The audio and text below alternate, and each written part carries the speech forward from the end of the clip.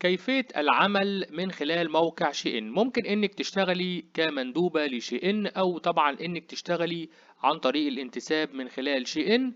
ازاي نقدر نسجل كمندوب شيئين بحيث ان احنا نحصل على منتجات ونقدر نبيعها ونربح من خلال شيئين. بنبدأ ندخل على موقع شيئين كده عادي، ولازم طبعا نكون مسجلين من خلال الموقع الإلكتروني.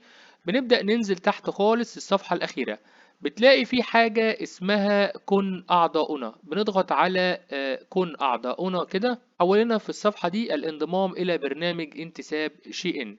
بيقولك طبعا إنك تقدري تحققي أرباح من خلال العملاء من خلال الانضمام إلى برنامج الانتساب.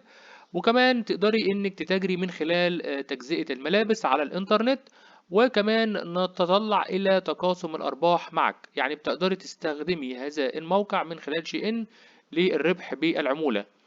إزاي بقى نقدر ننضم؟ بيقولك إنك أنت عليك الاشتراك والتسجيل مجانا.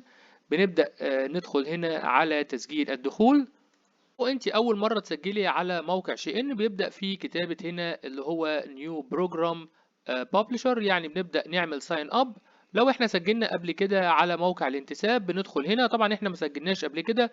بنبدا في كتابه بياناتنا هنا، طبعا بيانات زي الاسم والمنطقه والايميل والباسورد، ونضغط على نيكست. ده بيبدا طبعا ان هو يطلب مننا هنا هل هو حساب شخصي او شركه. هنقول حساب شخصي لان احنا ما اشتغلناش مثلا من خلال شركة. هنبدأ في كتابة البيانات الخاصة بينا. برضو هنا بنبدأ في كتابة البيانات الخاصة ب هل مثلا انت هتقومي طبعا انك انت هتشتغلي بالعمولة. هل انت هتقومي مثلا عندك صفحة فيسبوك، او هل انت عندك مثلا قناة يوتيوب، هل انت عندك صفحة عليها متابعين. ده طبعا بيساعد كتير جدا في القبول في شي ان. بنبدأ طبعا ان احنا نسجل هنا وندخل مثلا لو عندنا موقع الكتروني او عندنا صفحة او فيسبوك، ونبدأ في كتابة او تكملة هذه البيانات. وبعد كده اول لما بنكمل هذه البيانات بيضغط على سبميت وبنرسل الطلب بتاعنا. طبعا احنا مسجلين الايميل بتاعنا، بيتم التواصل معانا من خلال شي ان في خلال مدة، هي طبعا ممكن تكون مدة بتصل الى اسبوع. ولكن انتظري لان بعد كده بيتم الرد عليك على الايميل اذا كان طبعا بالقبول او بالرفض.